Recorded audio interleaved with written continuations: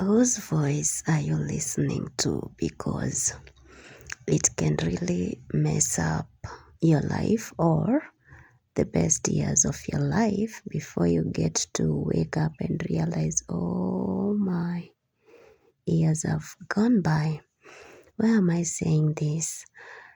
For the longest time in my life, I listened to. Sorry about that. Okay. So, as I was saying, for the longest time in my life, like for a very, very long time, I allowed myself to listen to the wrong people. I listened to those who made me feel even shorter than I am. I listened to those whom I thought were avoiding me because of my short height.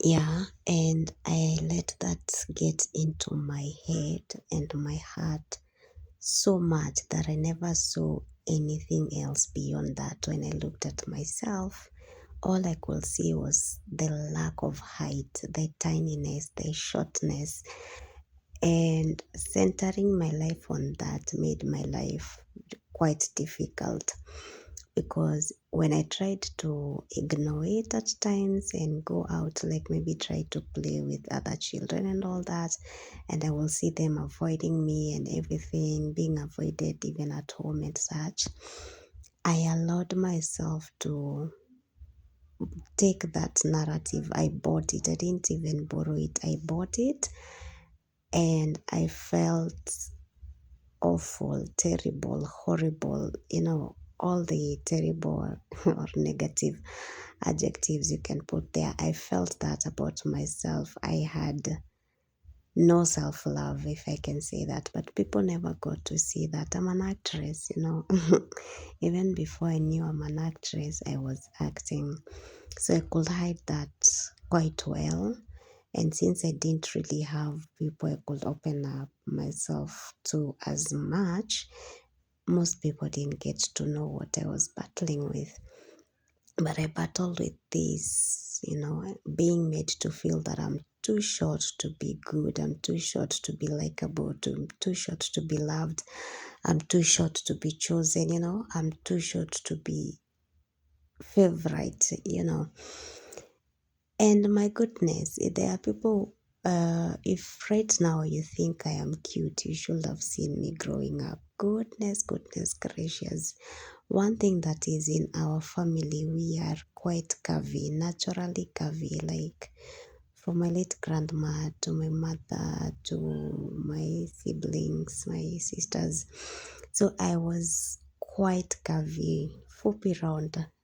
I had a very beautiful figure, very beautiful figure. But I couldn't see that. I couldn't even see my beautiful eyes. I couldn't see my killer smile. I couldn't see my beautiful voice. I couldn't hear that. All I centered on was how short I am because I thought, you see, that's what everyone is saying. That is how people are treating me. When I should have known some of these were just batches who were just insecure, who just felt intimidated by my beauty and decided to crush me by focusing on that one negative thing. So I took that belief, bought it with everything I had on me, everything I could afford, and I kept it in heart. And I had the worst life growing up. You know, I could barely even date. Did I jeopardize even some relationships? Yes, I did. Maybe that will be story for another day. There are some relationships I jeopardized because I was the problem. I was feeling insecure. Like, why is this cute guy interested in teeny tiny me when there are other girls there? I just couldn't allow myself to see beyond that, you know.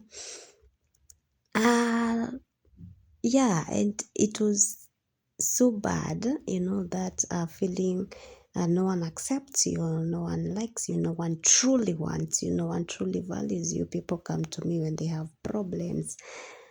Right from even when I was in school, I was the psychologist, the therapist for everyone, the legal advisor. And I felt like once people got what they wanted from me, they were gone.